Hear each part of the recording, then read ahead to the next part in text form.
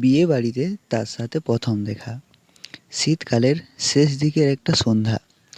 গ্রামটা তখন আলোয় ঝলমলে সেজে উঠেছে। চারিদিকে রঙিন লাইট, সব দিকে মাইক বাজছে বিয়ের গান। আর রান্নাঘরের দিক থেকে ভেসে আসছে গরম গরম সুস্বাদু খাবারের গন্ধ। আমি গিয়েছিলাম আমার এক বন্ধুর দাদার বিয়েতে। সবাই যখন হাসি মজা আর আড্ডায় ব্যস্ত, আমি তখন একটু একা একা ঘুরছিলাম ওখানে। ঠিক তখনই তাকে প্রথম দেখি। সে দাঁড়িয়েছিল ওই উঠোনের এক পাশে, তার বান্ধবীদের সাথে কথা বলছিল। নীল রঙের শাড়ি, খোলা চুল আর মুখে খুব মিষ্টি হাসি। চারপাশে এত মানুষ থাকা সত্ত্বেও আমার চোখ শুধু তার দিকেই আটকে গেল। মনে হলো যেন পুরো ভিড়ের মধ্যে সেই একমাত্র মানুষ। আমি আগে কখনোই এমন অনুভূতি পাইনি।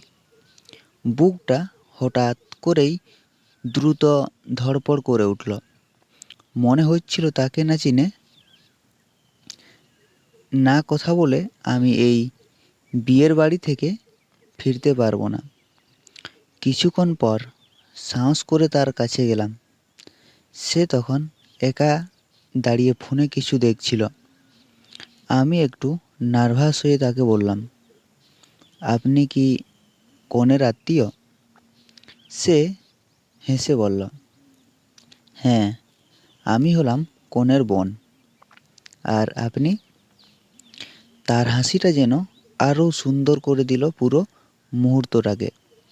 আমি বললাম, আমি বরপক্ষের বন্ধু। এরপর ধীরে ধীরে কথা বলতে শুরু করলাম। প্রথমে সাধারণ কিছু কথা, কোথায় পড়াশোনা করো, কোথায় থাকো, এসব।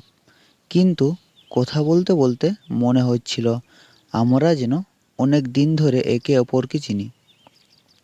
বিয়েবাড়ির কোলাহলের মাঝেও আমাদের ছোট ছোট কথাগুলো আলাদা একটা শান্তি এনে দিচ্ছিল।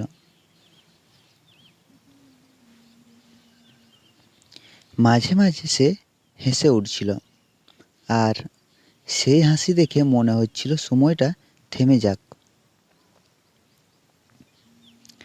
রাত বাড়তে লাগলো। বিয়ের সব অনুষ্ঠান প্রায় শেষের দিকে। বিদায়ের আগে আমি একটু সাহস করে ওকে বললাম, আজকে আপনাকে দেখে মনে হচ্ছে এই বিয়ের বাড়িতে আসাটা আমার জীবনের সবচেয়ে সুন্দর সিদ্ধান্ত ছিল।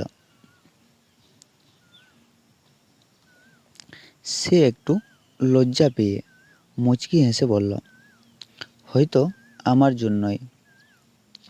তারপর আমরা একে অপরের মোবাইল নম্বর আদান প্রদান করলাম।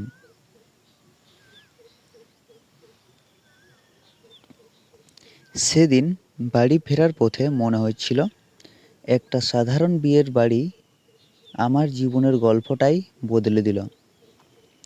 কারণ সেই দিন, সেই ভিড়ের মাঝে আমি প্রথমবার সত্যিকারের প্রেমে পড়েছিলাম।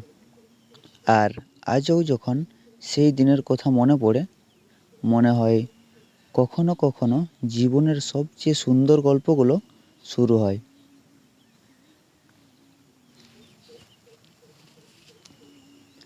তো বন্ধুরা, এই গল্পটি আপনাদের যদি ভালো লেগে থাকে তাহলে অবশ্যই গল্পতে লাইক করবেন এবং ছোট্ট চ্যানেলটিকে সাবস্ক্রাইব করে পাশে থাকবেন। ধন্যবাদ।